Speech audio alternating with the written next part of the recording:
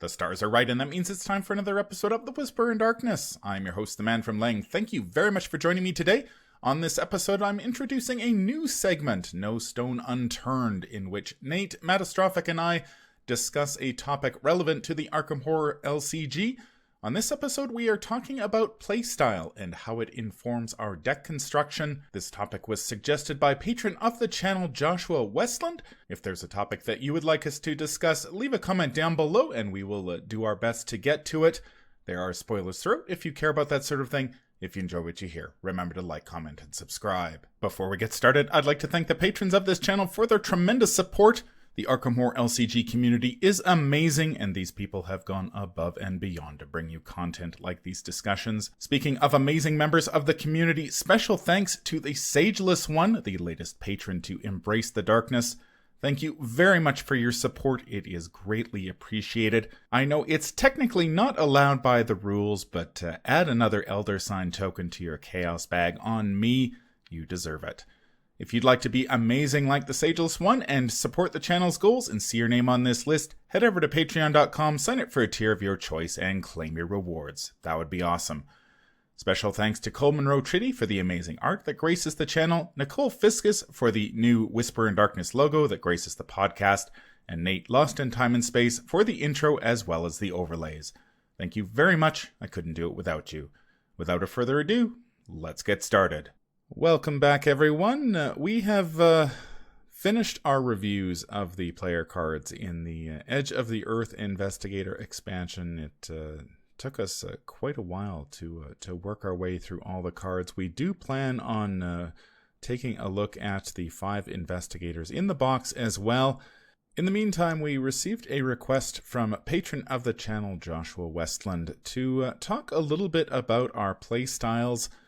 All 3 of us play at different player counts and tend to play quite different decks. I tend to play almost exclusively true solo. Sometimes I dip my toe into two-handed solo, but primarily solo, while Nate Lost in Time and Space tends to play solo and 2-player over on the Great Old Ones Gaming channel with Vase.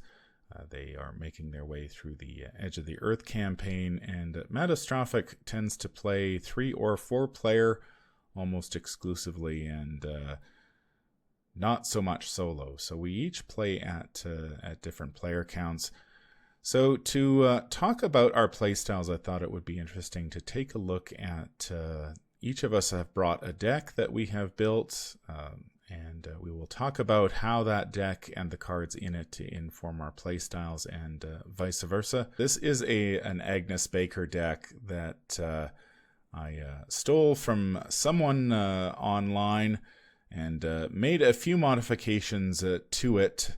It's fairly typical of the solo decks that I tend to build. Basically, you can divide this into 2 parts. We have the fight part and the investigation part. The fight part includes Meat Cleaver and Shriveling to handle most of the combat duties, as well as Agnes's special ability. So when she takes horror, she can deal damage. Between those 3, that is primarily what I'm going to be using for fighting. There's also a couple copies of the event Fight or Flight in there if I need to boost my combat, and 1 copy of Blood Pact as well for those rare situations that I need to boost my combat skill value high enough to attack something. Able-Bodied is in there as well, but it's just a nice general card that can help with either combat or agility as necessary. Spectral Razor is another card that I often play, although it did not make it into this deck. As for the investigation part, we have 2 copies of Rite of Seeking and 2 copies of Sixth Sense, and 2 copies of Drawn to the Flame. Other cards I tend to play include Read the Signs.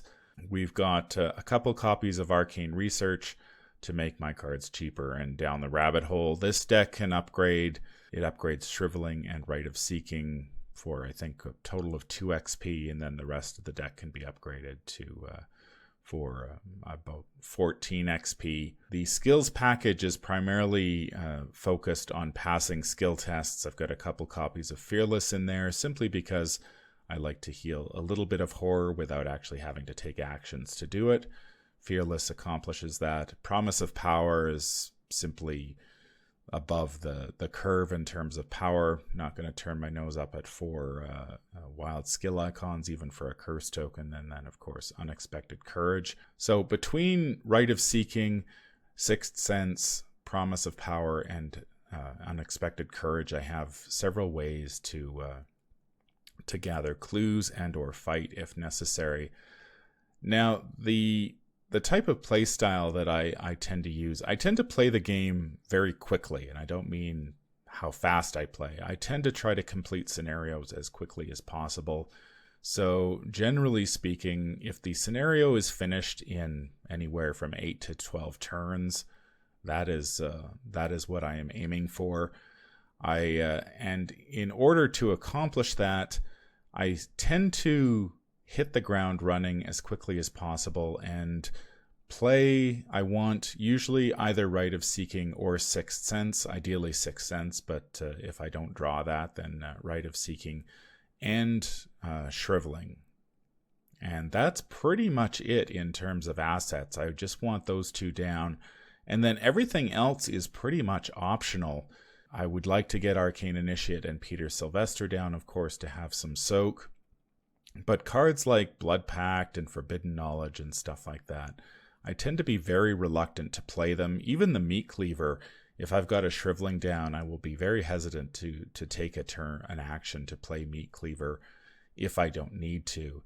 And so this playstyle has served me pretty well in true solo. It does get me into trouble sometimes, though, in that I can be so reluctant to play my assets down that I can sometimes get into a situation where I wait too long to play, say, that extra ally that I need, and so I end up in a situation where I occasionally will get either ganged up on by too many enemies, or I just run out of time, or I take a little bit too much damage. Or the other issue I sometimes run into is that I don't get set up properly. I hit the ground running, I'm moving between locations and discovering clues, and I'm so reluctant to take that, the steps I need to set up, that in some scenarios that you need to set up for a certain aspect of that scenario, if I'm not paying attention, I can sometimes get myself into trouble. One example of a scenario like that is the Secret Name, where at the beginning you're very focused on just sort of getting the clues, getting through the rats, getting to the second phase of the scenario. But in that second phase, you need to be ready for both Brown Jenkin and Nahab. And if you're not set up for that, you can run into some trouble. And I have run into that trouble a couple times with decks I play, where I'm so focused on going as fast as possible that I fail to set up properly, and then Nahab appears, and then I'm not ready for her, and then the game enters a downward spiral. But generally speaking, this playstyle has served me pretty well in true solo, and if I do dip my toe into the two-handed solo playstyle as well, I tend to play pretty much the same way and play very similar decks.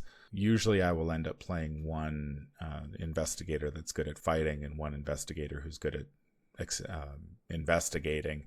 The investigator who is primarily focused on discovering clues will move as fast as possible through the locations, and the investigator that is in charge of fighting just sort of follows behind and kills anything that's needs to be killed, and they tend to move pretty much in lockstep. Sometimes that means the investigator in charge of fighting doesn't have a lot to do, so I do include some clue discovery, but primarily they're focused on fighting. When you're building a deck to play true solo and you're playing the scenarios, I find that really you're focused on a few things. A, discovering clues. B, you need a way to fight. Usually you need those sort of at the same time, because if you're playing true solo and you draw an enemy turn one, you can really end up in a lot of trouble, and it doesn't happen that often, but those games it does, you do need a way to get out of that. And then it's always nice to have some type of action advantage, whether that's discovering multiple clues or dealing additional damage or taking additional actions.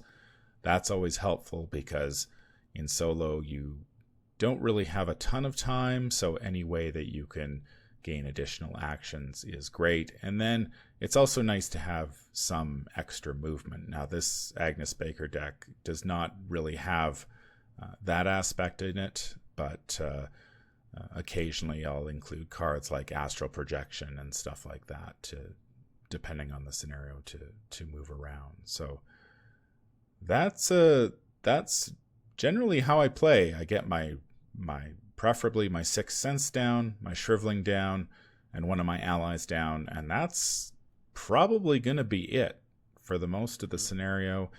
If I say run out of Shriveling charges, I might consider dropping Blood Pact down.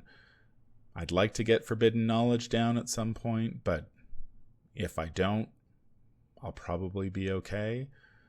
And that's pretty much it. So it's move as fast as you can and play as few assets as possible, and just try to be as efficient as possible is the play style that I adopt, and the decks I play tend to reflect that.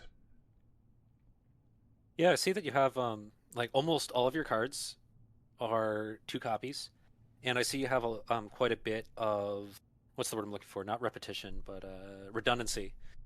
You've got basically 4 clue spells, and you have 4 assets to let you defeat enemies. You've got 4 allies, even though you're only going to play one of them, really.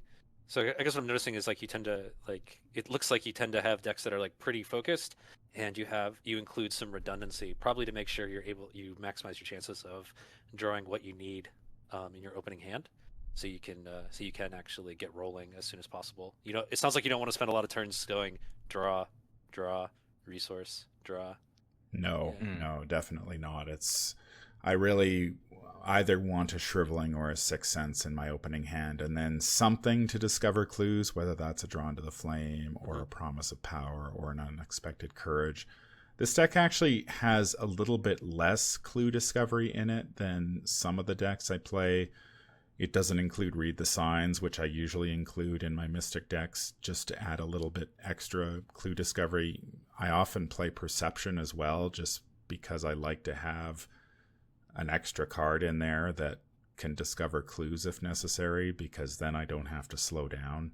Even if I don't happen to draw my Sixth Sense, I can power ahead between Promise of Power, Unexpected Courage, Perception, Read the Signs. I have all those tools at my disposal. And then in terms of fighting, usually I'll play Spectral Razor as well, or some other.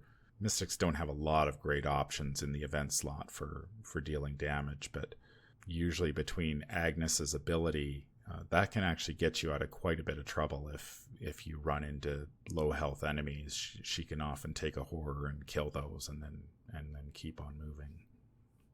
Yeah, that is one of Agnes's strengths, is that, especially in like a true solo setting, you're able to.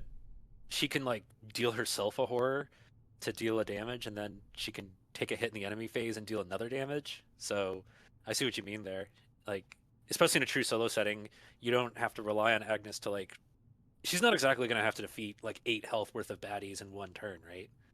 It's just that means things have gone horribly wrong already when you get to that point. Yeah, because like when you said Mystics don't have a lot of events for dealing damage.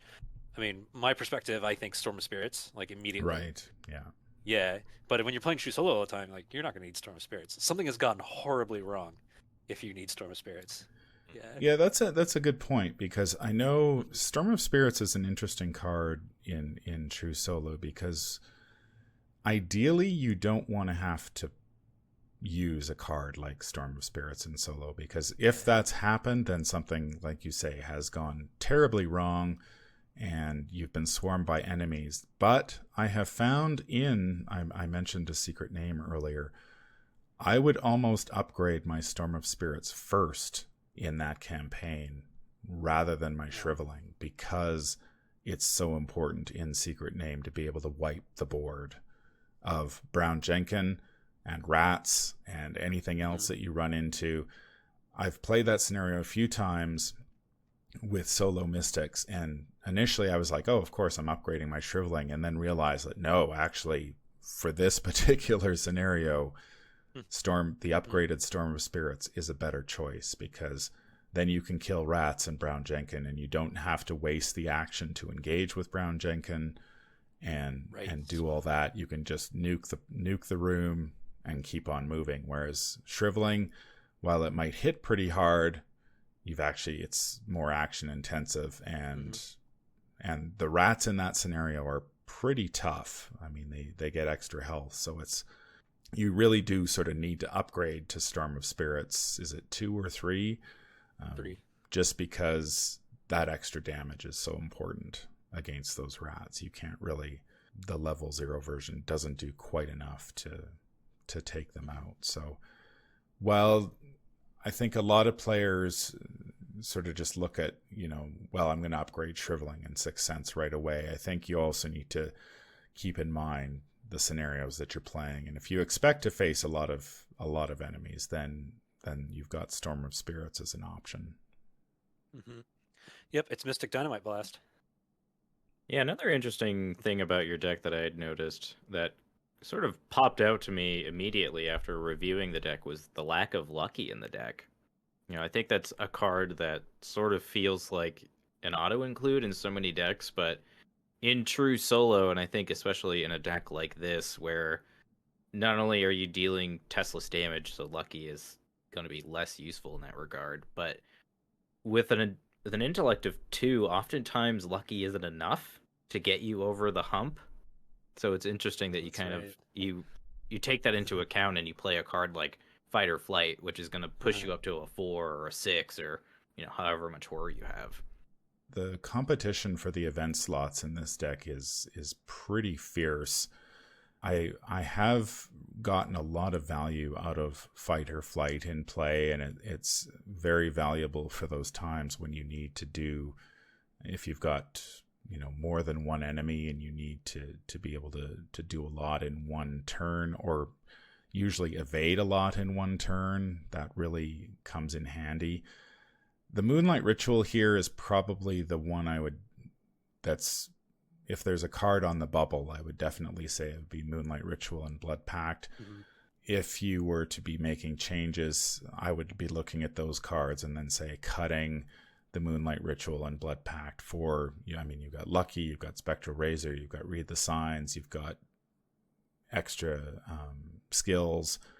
So there's quite a bit of competition there that you could include. The Blood Pact, I've found, can be very helpful occasionally, but it's really situational, and sometimes you need it, sometimes you don't. Ideally, in this deck, I want to upgrade to the level 3 version of Blood Pact, which turns it into a permanent, and then you get another level 0 card to replace it. And so then you could say, do I need a second Moonlight Ritual, or do I want a Lucky, a Spectral Razor, something like that to fill that slot? So, or Track Shoes. Yeah.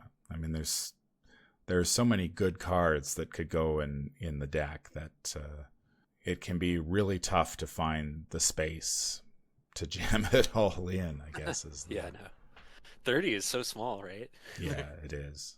It is. You really feel, I really feel that as the card pool is growing, that 30 it's very tight, and especially in solo, where ideally you want the cards to be as efficient as possible, and so competition for those deck slots is very, very tight. And cards like, there's plenty of good cards that could go in this deck that just haven't made the cut.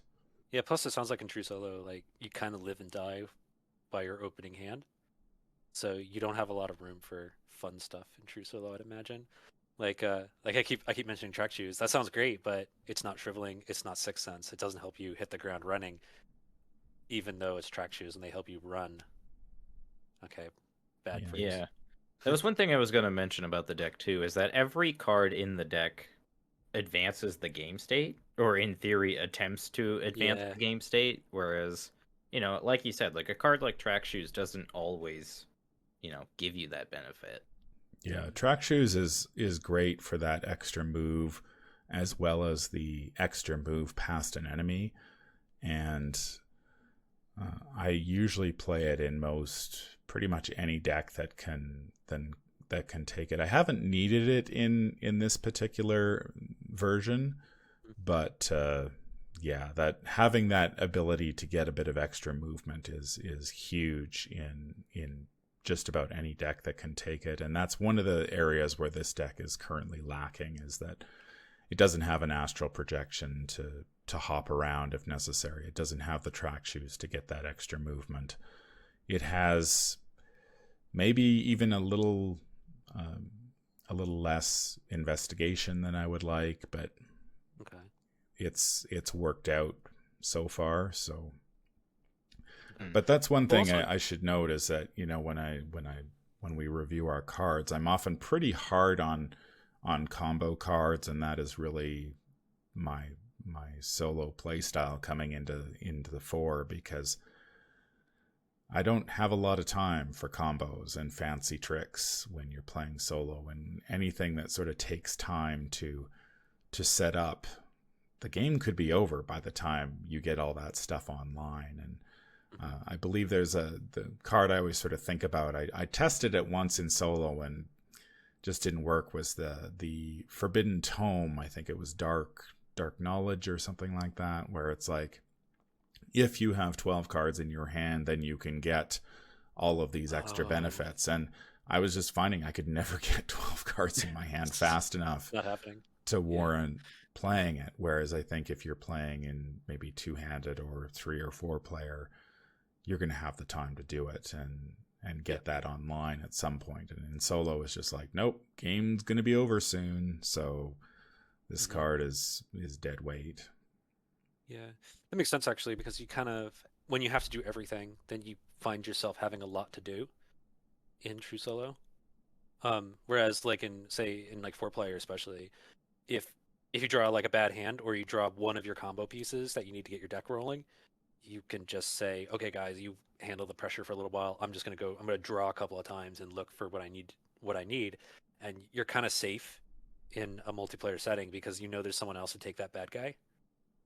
Where in solo, if you're engaged with something, you have to deal with it right now, you know, regardless of what's in your hand. Yeah. So you can't afford to have like half of your combo in your hand and not the other half. Yeah. I should mention something. One aspect of my play styles that initially I tended to not necessarily shy away from victory points, but I don't necessarily go out of my way to get them. I'm very focused on completing the scenario without taking trauma, you know, completing the objectives, getting out without taking trauma. And if I miss a couple victory points along the way, so be it. And so I tend to earn less experience than you would in multiplayer, where you've got sort of the luxury, A, of time, and B, the luxury more players who can sort of spread out and go to those victory point locations. I have tried to change it up more recently as I gain more experience with the game and sort of the flow of the game, and understanding, you know, how much I can get accomplished, that I tend to take a little bit more time these days just to try to snipe a few of those extra VPs along the way. It always feels very risky to me, because the longer you spend in the scenario, the greater the chance that something goes wrong. And the other thing I should say is that I tend not to fail a lot of skill tests unless I draw a tentacle.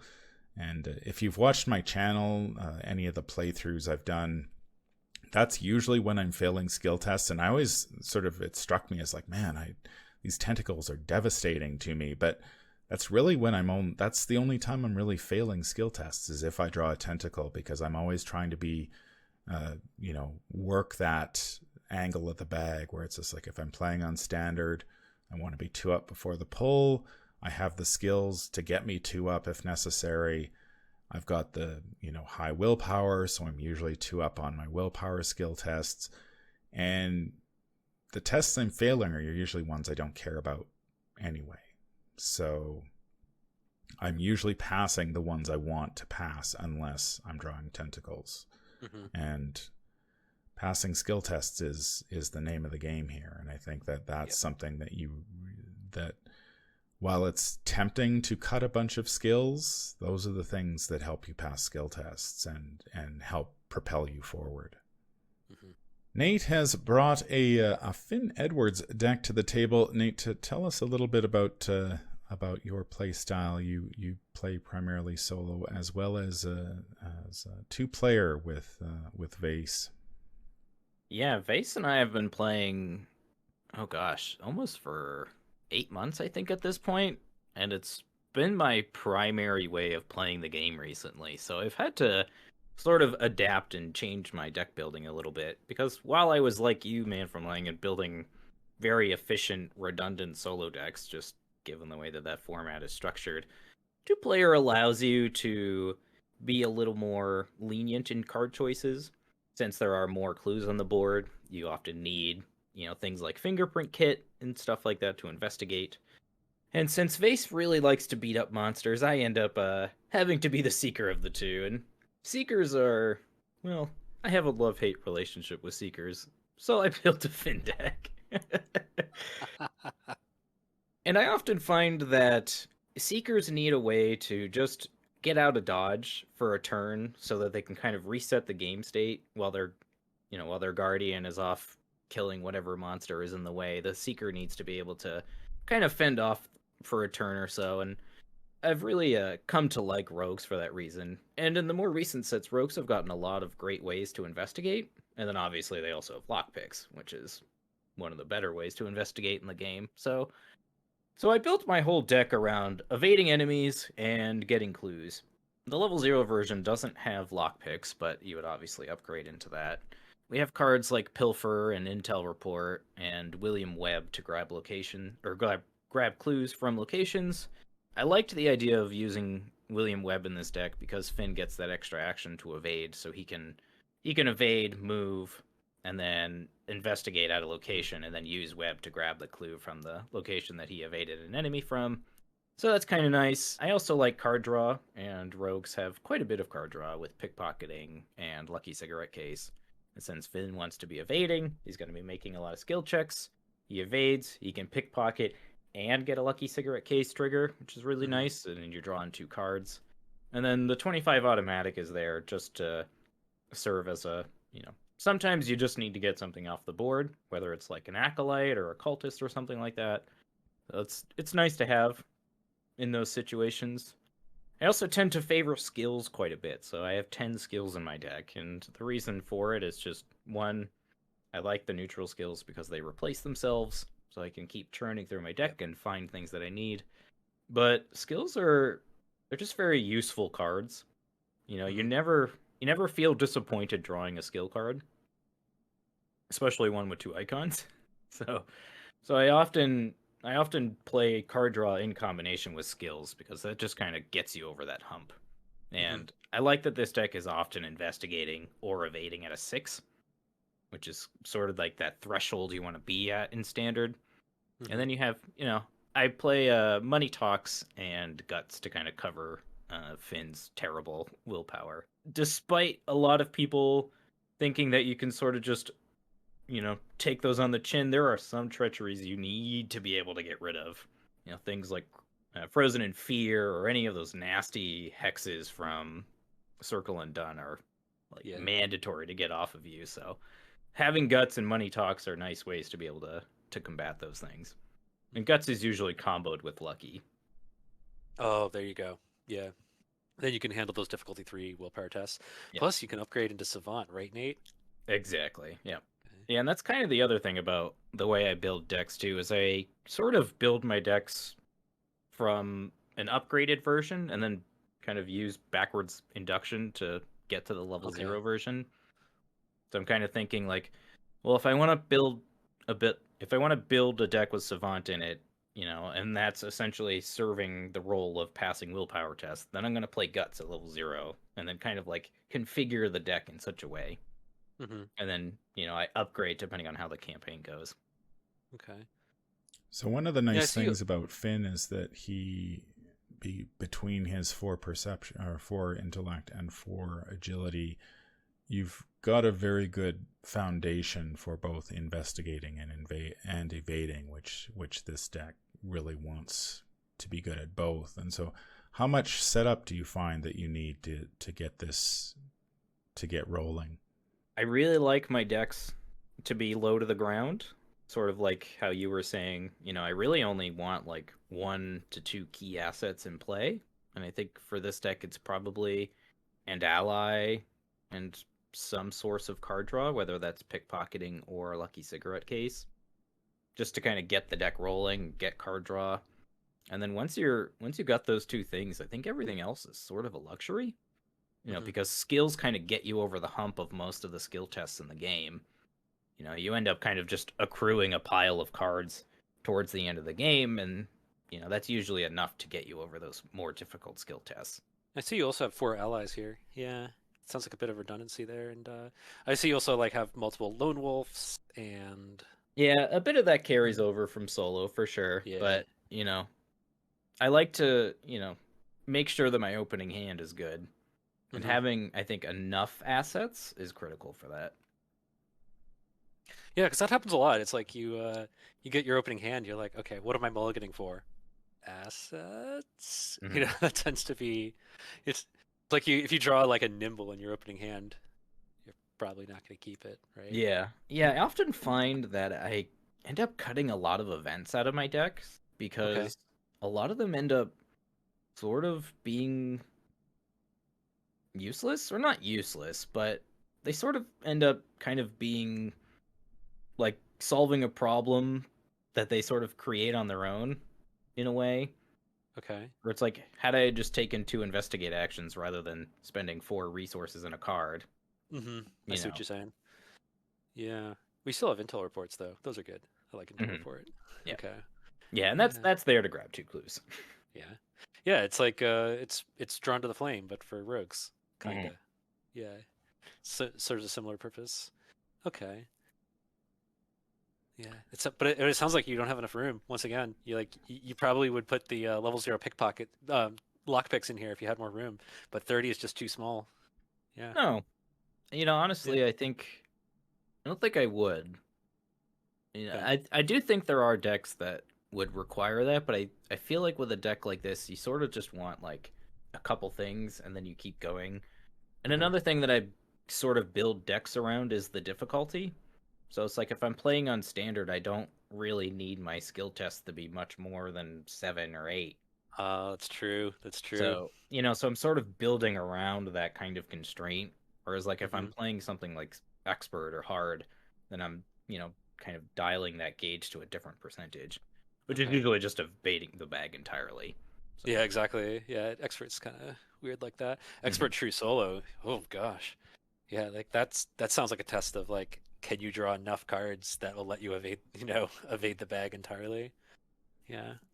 So how much coordination do you and Vase do when you're building your decks for the 2-player format? I think at this point we've sort of developed a symbiotic relationship in our deck building where we sort of know how each other kind of ticks. Whereas we sort of just kind of naturally fit together, whereas he tends to favor more combat, I tend to favor more investigation, and that really kind of works out well for us personally. But I think if I was to build a deck for specifically solo, there would definitely be changes I would make to this deck. It would probably be including more combat cards. Oh, gotcha. So how do you handle things when like things are starting to go bad? Like what happens when you draw a Nate special? How do you recover from that? I mean, that's sort of just axiomatic to all of my games, so you sort of just shrug it off after the 100th one. So what you're saying is you fail a lot? Yeah, but, there are a lot of skill tests that you're kind of okay with failing. Yeah. Some skill tests you're like, I'll test 3 to 3. If I fail it, it's no big deal in 2-player. And then sometimes you just pass those tests, which is just sort of gravy. It's often why I end up not playing things like the survivor cards that, do things when you fail, because I often try to like set up a take heart, and then I pass the test anyway, and I'm like, oh my Yeah, god, why did I that's what bother they doing do. this? That's how they work, right? That's what you experience when you play those, failing to fail. Yeah. There's It's like at that point, just play unexpected courage, and then just actually there you go. pass the skill Then pass the test. Yeah. Or draw a tentacle, then you get to curse your luck, and you can say, ah. Yeah, but I find myself sort of in the same situation as Man from Lang, where it's like oftentimes the auto fail is the only thing I'm failing a skill test on, unless I'm like prepared to fail a skill test, like I'm just Oh gonna yeah. take a skill test in the face or whatever. But Yeah, that seems to be a common thing. Is like once you get some experience with the game and you start learning which skill tests you're able to pass, which skill tests you're able to afford failing, like you start getting to the point where you just kind of push the important ones, like you boost the important ones, and then it's the auto fail that matters at that point. hmm and that's Yeah. why I play a lot of card draw in decks that I build. Ah, gotcha. Is because I kind of like to churn through my deck, find enough skill icons, fail the Hmm. skill tests I'm okay with failing, and really like push through those skill tests I want to succeed at. Okay. So do you think you take a lot of draw actions? Do you see yourself doing Mm, that? Sometimes if I don't Okay. build my deck very well, but I think a deck like this, once you get pickpocketing or cigarette case down, that's Hmm. usually enough. Okay. Yeah, that's Especially right. in You've got an engine. Yeah. yeah, especially in tandem with neutral skills. I think that sort of gives you enough cycling through your deck to kind of Okay. feel that strategy. Okay. Yeah, whereas I noticed in Mr. Lang's deck, I didn't see any of the neutral card draw skills. In fact, I don't think besides Arcane Initiate, that's like the only card draw in his deck. Yeah, Yeah. the hmm deck doesn't include very much card draw Uh-huh. at level 0, and usually I will play more neutral skills, but Hmm. this one has worked out. The Arcane Initiate is pretty important, though. If you don't necessarily draw what you need in your opening hand, then I'm looking for an Initiate pretty quickly to draw as much as you're getting a card, getting one card every turn with the Initiate, and hopefully Hmm. you're going to find a spell sooner than later. hmm Okay. So it I sounds think like Mr. Lang, you hit a point where like you've got your two assets that you need down, and then you're just good. It doesn't matter what you draw, like you're good, right? Yeah. hmm Okay. Yeah, it's interesting to compare these two decks where I think with a few minor tweaks that this is the type of deck that I would play in solo as well. I mean, it's got enough clue discovery in there. It's got enough you between the 25 automatic and the Finn's natural ability to evade. You've got that covered. You've got money talks and guts to try to get through the occasional um, willpower treachery that you need to pass. I mean, worst comes to worst, you could always pick up into the thick of it and get any of the cards from Edge of the Earth, whether it's Savant or Counter Espionage or stuff like that. If you were really worried, it's got a perception and unexpected courage to help with clues. Quick thinking gives you that Yeah. action advantage, which is always nice. Same with track shoes. So I don't think you'd really need to make that many changes to this deck for it to do well in solo as well. Yeah, and I also noticed on Nate's deck here, it's not like it's got some engines, but it's not like an elaborate Rube Goldberg machine where you need like five different assets on the board to really get rolling. Yeah, it seems to like Lucky Cigarette Case is good on its own. mm Pickpocketing pretty good on its own. Lone Wolf pretty good on its own.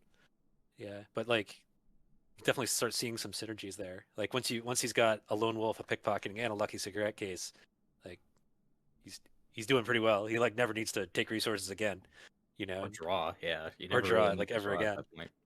Yeah, and Yeah, and then then traction.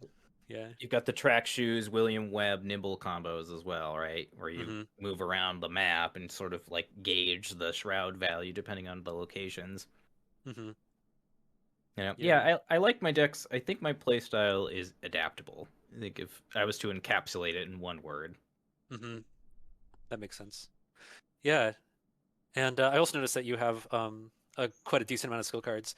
That seems to be something that I've noticed on following Arkham DB a lot. Is that a lot of players cut skill cards down to like two I love skill skill cards. cards. Yeah, they're great. They cost zero. They do things. Yeah, they don't take actions. Yeah, like that's the really subtle power of Hmm. skill cards is that they don't cost anything, and like you said, they do stuff on top They of do passing stuff. tests. Yeah, yeah, they do stuff. Like even in just guts and perception here, they seem to, they'll draw you cards. You've got quick thinking to get a whole extra action. Yeah, nimble Yeah. gives you up to 3 actions if that's what you need at the time. Hmm. Yeah, with the movement there. Yeah, I also see unexpected courage in there. Very good. Love that card. Best card in the game. Yeah. Let's see. I don't see any besides pickpocketing. I don't see a whole lot of resource generation here. We've got Lone Wolf and pickpocketing. Oh Yeah, yeah, you got Lone Wolf. Yeah, it's true. Okay. yeah, I'd considered playing something like Faustian Bargain, and I think there is certainly an argument to be made to play it. Maybe you take out Pilfer and play. I Hmm. don't know. Deck space is a little tight, but I do think that there is room for it. Uh-huh. Yeah, well, it seems like you're not like relying on Leo DeLuca so much. Like if you needed Leo DeLuca to get going, you'd need some more resources to get there. Yeah, you could definitely cut Leo out of the deck too.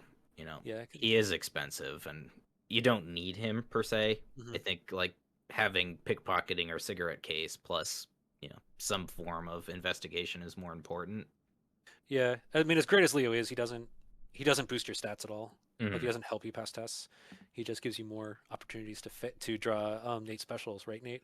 Pretty much, yeah. And I think, when you go to upgrade the deck, you're probably going to put in Lola or you're going to put in Delilah, depending on how the Hmm. campaign is going. So, that spot is pretty modular as well. Uh-huh. And stuff. So, like differences here, it sounds like you're pushing towards two-player a lot. So you're starting to include things that like give you multiple clues Yep. and yeah, but yet also you're still pretty adaptable. I like it. Nate and I are at the 1 and 2 player end of the scale. Matastrophic is at the opposite end, playing at 3 and 4 player. Tell us about your play style, Matastrophic.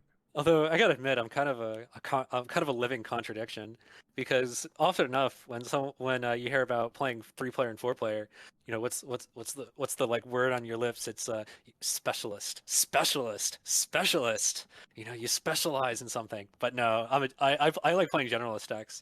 I think it's because I most enjoy Arkham when everybody is contributing to everything, and you don't have the problem of like a guardian who has nothing to do unless monsters are on the board, and then you have a seeker who's just like zipping ahead of everybody, and then you just run into the problem of the guardian and the seeker have done everything and everyone else is catching up.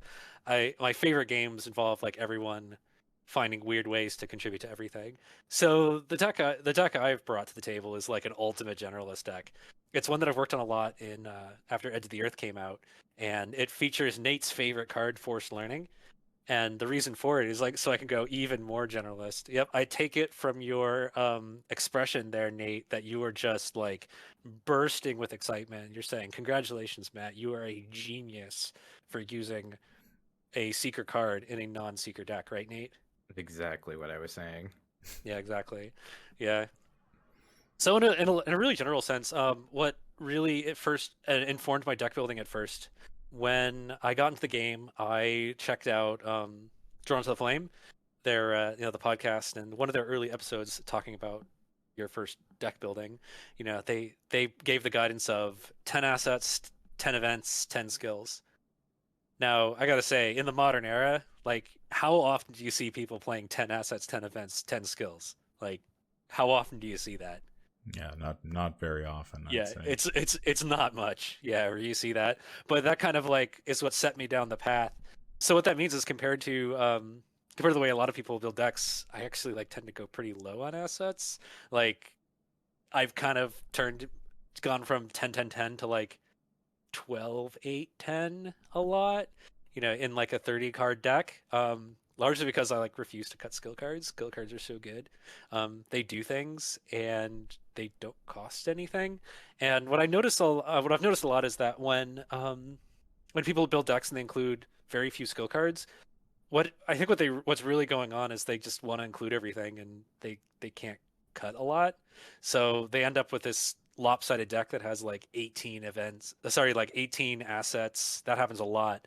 And then they'll have like 10 events and 2 skill cards. Like that's a kind of a typical layout. But now we're starting to get into the way I like to build decks and the way I like to play.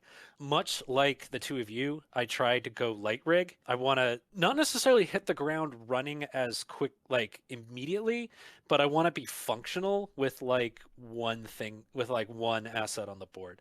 In fact, in this Jenny deck I'm showing off here, there have been entire games where I've like completed the whole scenario with just like one gun. Yeah. And like the rest of the time I'm like investigating or I'm moving or I'm taking various skill tests on locations or I'm evading and engaging. Engage, that's something that happens a lot in multiplayer, by the way. Engage is something that can really lead to nice fun tactics because that's what I actually like to do. I like to avoid taking resource actions and draw actions whenever I can because resource actions and draw actions are like, okay, I have nothing to do now. I'm not in a position to help the team. I'm not in the position to push the game state. So I'm just going to dirtle a little bit and draw and take resources. Not that that's bad. Like, especially draw actions. Draw actions can be very good if you have skill cards because now you're looking for ways. So, like, when it is your turn to push the game state forward, you have icons to do it. But I try to play really generalist decks because I really enjoy turns when I can just be like, okay, I shoot this guy, then I move over here, and then I investigate. And so I'm always pushing the game state forward. So what that means is that a lot of my asset choices in particular tend to just work on their own.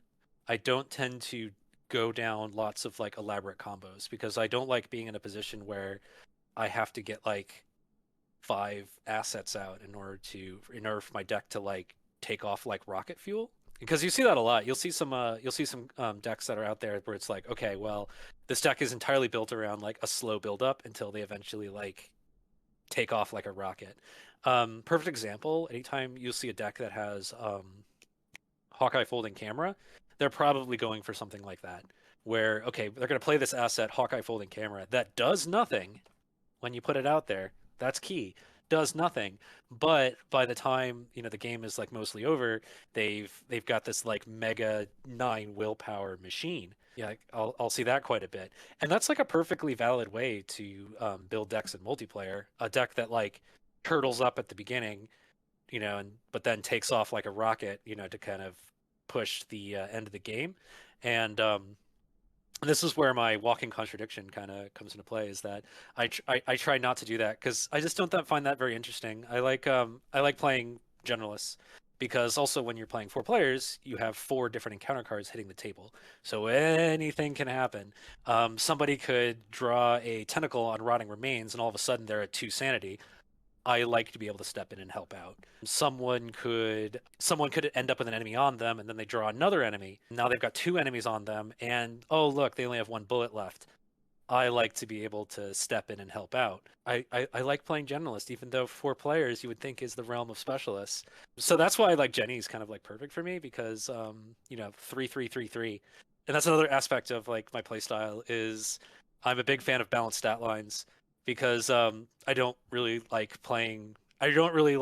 having a lane where like say Mark Harrigan, even though I've played Mark Harrigan before successfully, I don't like having a lane where I either do my one thing and I do it really well and then I don't do anything else.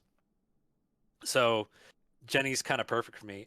I also like Jenny because her ability means I don't have to take as many resource actions. As a different investigator. Her power, I think, is being able to kind of break the resource curve a little bit, and she can play things like Fingerprint Kit, which is one of my favorite cards in the game, pretty effectively because it just doesn't cost her as much.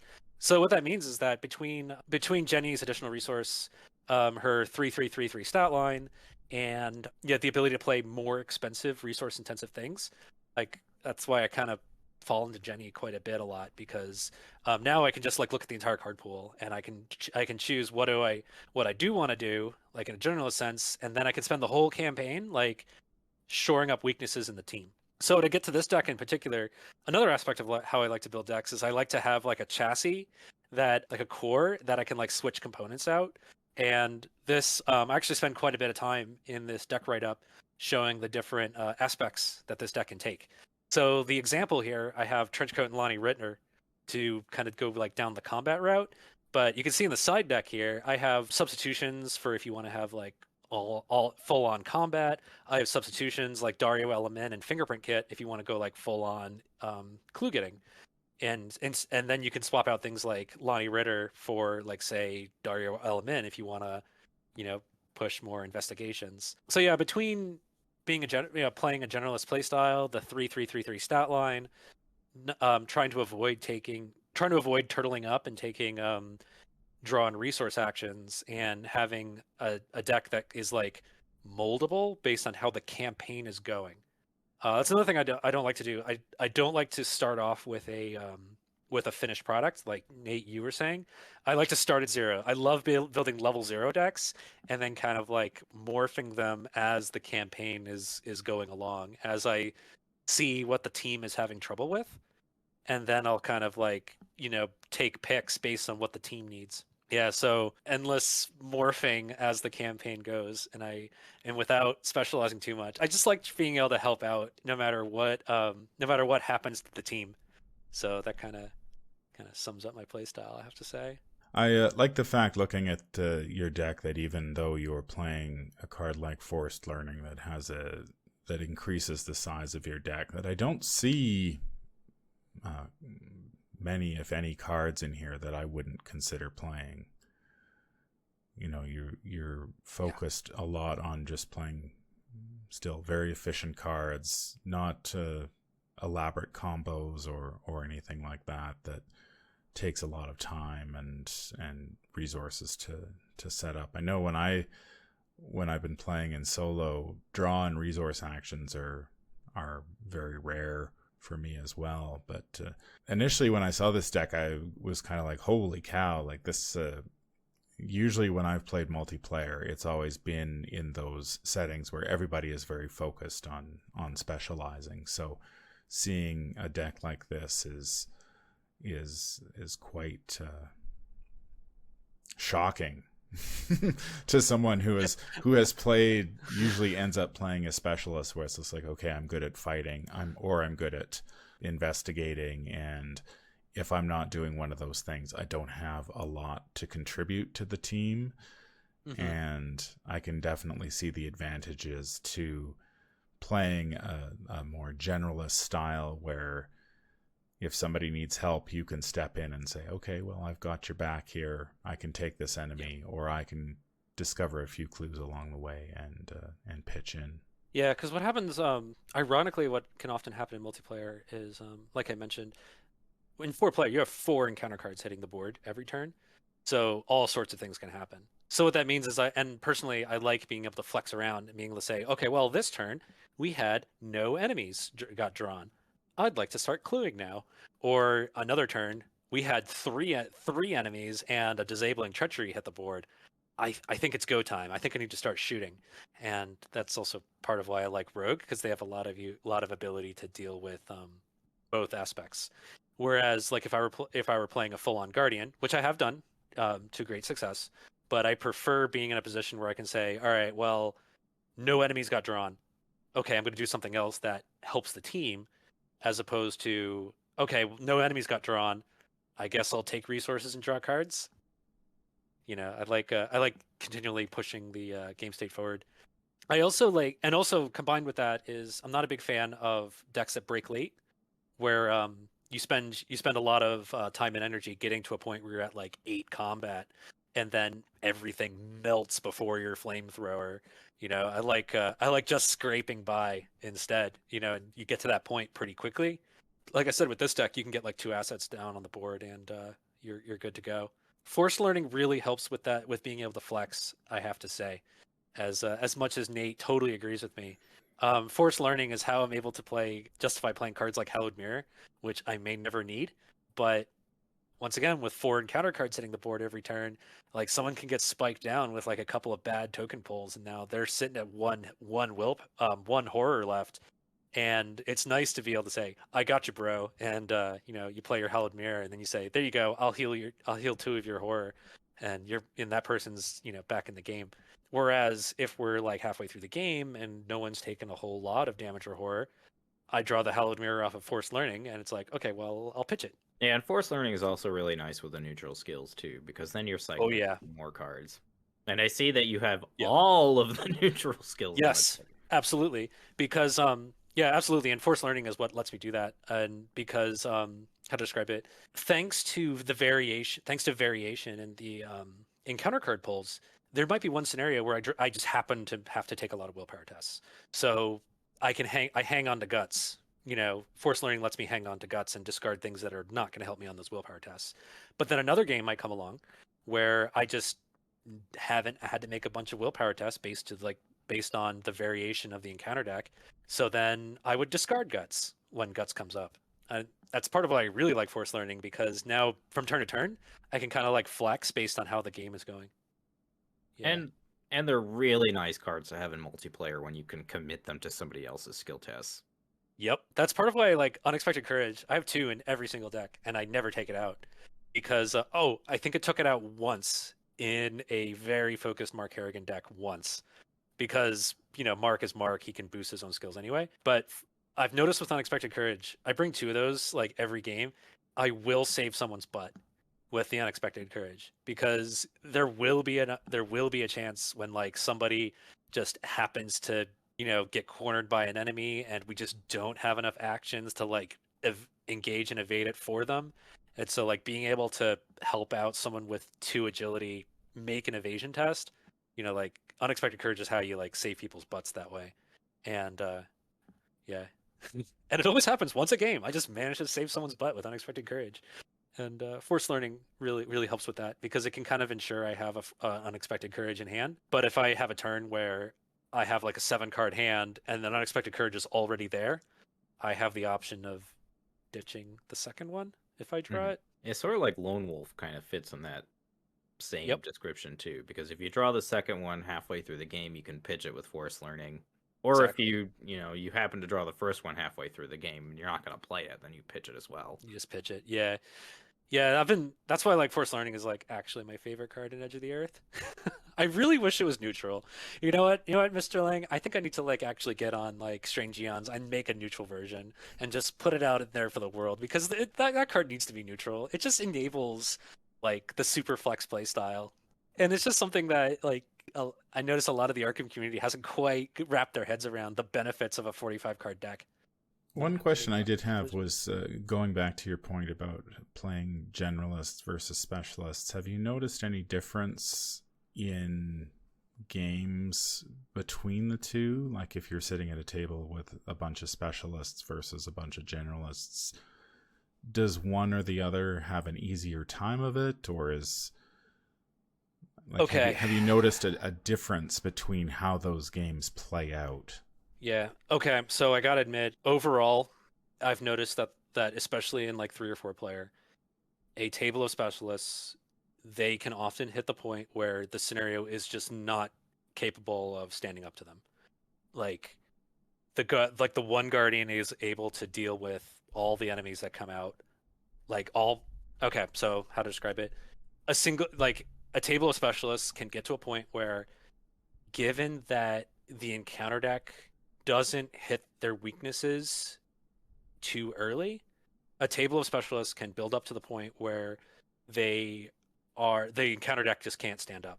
Where a given turn will happen when the Guardian's all set up, the party's kind of close together. 2 enemies get drawn, the Guardian melts them, and then that was the main threat that's on the board, and then the other 3 are able to like push the game forward. That's in particular what I see happen. I gotta admit, a table of specialists, given that the encounter deck agrees with them and doesn't push them too hard at the beginning of the game, will hit a point where they just roll over the scenario because their skill values are too high and nothing's touching them. Or, the Guardian set up, he's got all his ammo and he's doing 4 damage. He's doing 4 damage in action. The encounter deck's not gonna be able to deal with that, because the encounter deck doesn't scale up over the course of the game for the most part. I mean, there are some agendas that will like shuffle new encounter cards into the encounter deck.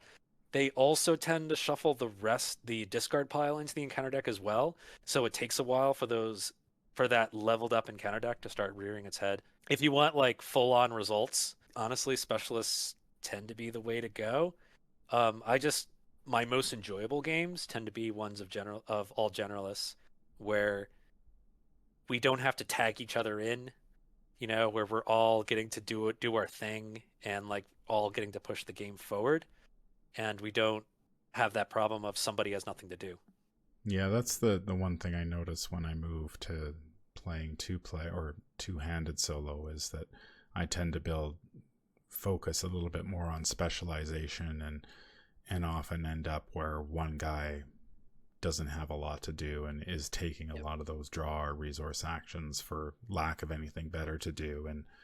And listening to you talk about how generalists are able to push the game forward, it might be I'd be curious to try that sort of play style and see how that worked in that format, and see if it, okay, like the last time I played two-handed solo, I believe I was just playing Harvey and Nathaniel from the Investigator starter decks, and Harvey was able to push the game forward by investigating like a madman, and Nathaniel melted just about anything that hit the table. But then there were a lot of times when Nathaniel would basically, if there was no enemy, he'd just sit there and do nothing. And Yeah. if he had a few more tools at his disposal to say grab a clue here and there, that might be, who knows, maybe the game ends quicker that way. But That's true. Because like I think one point I did want to make when it comes to specialists is that often enough, like especially in 3 and 4 player, given that the specialist gets time to set up, like it hits a point where the game just can't keep up with them. I gotta admit, I think it's kind of so when you're saying you have like Nathaniel will have turns when he has nothing to do, the game doesn't punish you for being in that situation. Like the game isn't putting enough pressure on you for that to be a bad thing. I gotta admit. I guess what I'm saying is that generalist or specialist playstyles, the game kind of supports both. I think the game kind of rewards specialists a little more. I gotta admit, but I think generalist playstyles are more fun. yeah, because I think in that situation where Nathaniel didn't have anything to do, you'd need like two enemies isn't even enough, because he can easily handle that. You need 3 or 4, but the odds of getting in that situation, you'd have to have a really bad run with Nathaniel to be in that situation. So something has already gone wrong. He's failed some skill tests or drawn a couple tentacles that missed a couple of attacks, because generally I think especially somebody like Nathaniel, he can dish out a ton of damage and take down pretty much anything that would threaten the group. And so actually that reminds me, your discussion of Harvey and Nathaniel. There was one two-handed playthrough of Circle and Done I did that was a lot of fun, and so it was actually like a similar dynamic, but I brought 2 largely generalist decks. Instead of Harvey and Nathaniel, I brought Marie and Tommy Muldoon. And so what I was able to do with Marie and Tommy is I was able to say, okay, Marie, you're gonna be like 70% clue getting and like 30% fighting. So what did she do? She had Sixth Sense, she had Clairvoyance, but she also had some Shriveling, and she had Spectral Razor, and she had Storm of Spirits. Tommy Muldoon, it was mainly like a Becky focused build, so he had Becky, and he had ways to find Becky and load Becky, and he had like the soak allies, and he had Solemn Vow to like soak the damage, but he also had winging it. So when Tommy would like shoot the baddie and have 2 actions left, winging it from the bin, and then what did he do? Like all those extra cards I had, like take the initiative and stuff, I could just throw them into the winging it test. So then, there you go. Tommy just discovered 2 clues in an action. So that was like a generalist spin on 2 investigators that could very quickly become specialists. Yeah, and that's something I can suggest to like kind of if you want to like break the mold of being like of having 2 very focused investigators. Yeah. I think the danger I see in that is sometime especially if the encounter deck does find the chink in your armor, and you end up getting the wrong cards on the wrong investigator. It's like, okay, now the 30% fight investigator is suddenly surrounded, or the Kluver can't get in. Usually that's what happens. It's just like the investigator who isn't geared up to fight ends up having to do more fighting than you were expecting, and that's when you can run into trouble. And it's just like, okay, how do I get myself out of this situation? And if you don't remedy that situation quickly enough, that can spiral out of control, and then the fighter of the group simply has too much on their plate, and the non-fighter can't help enough to get you out of that. Mm-hmm. Well, that's one of those times when things have gone horribly wrong, right? Right. Yeah, it's not like normal that happens. I speak for yourself. Oh yeah, that's right. I think I know what's going on. I think it's because in our experiences over all these years, Mr. Lang and I have passed too many tests, and Nate has failed too many tests, and that is what has like sent us down our paths. Maybe. I think probably it's more that all of my failures are televised. I just always assumed that Nate plays with 2 tentacles in the bag because he's hardcore, and the rest of us, he just hasn't told anybody that the game has become so easy for him that he's just been playing with 2 tentacles in the bag. Maybe it's because he tried streaming once with only 1 tentacle in the bag and he fell asleep. And so he just like quietly added a second one just so he can stay awake, right, Nate? No, that's why all the bless tokens get added to the bag. Oh, so you could summon up the tentacle. Yeah. Exactly. Yeah. Got it. Yeah, I see. That's going to do it for our look at our discussion of playstyles at solo, two-handed, and multiplayer. I hope that you found something useful in this. Thanks to Joshua Westland for suggesting the topic. Leave a comment down below and tell us a little bit about your play style. I think some of these decks are available on ArkhamDB if you'd like to take a look at them. And so, any final thoughts about play styles and how it informs your deck building? I think if I was to sum up mine, I'd be quite happy if I could play 2 assets and that would be it, and just roll through scenarios that way. I know I did beat the Pallid Mask once with a Soul 45 automatic in my play area, and that was it. And I was quite that for me was the ideal game. I beat it quickly. I had 1 asset and just passed skill tests. What about you guys? I like my decks to be a little more interesting than that. I tend to build, little sets of combos in my deck. Like we were saying earlier, I've got that like nimble moving around the map, discovering clues at connecting locations thing going on, but I don't let it deter me from the ultimate goal of winning the scenario. And I think another thing that's unique about the way that I build decks, or maybe just the 2-player format in general, is that I am focused on doing something, but I have the backup of evading or shooting the thing with the 25 automatic. Yeah. Whereas I seem to go, even in 4-player, ultimate flex. Flex when I build the deck, flex when I level the deck, flex when I play the deck. Just like wanting to be able to help out in all situations without overpowering the encounter deck. That's going to do it for this episode. If you enjoyed what you hear, remember to like, comment, and subscribe. If you need to contact me, I can be reached at manfromlang@gmail.com. I'm also on Twitter at manfromlang. Until the stars are right, keep your shotgun close and your elder sign closer. Take care out there, and happy investigating.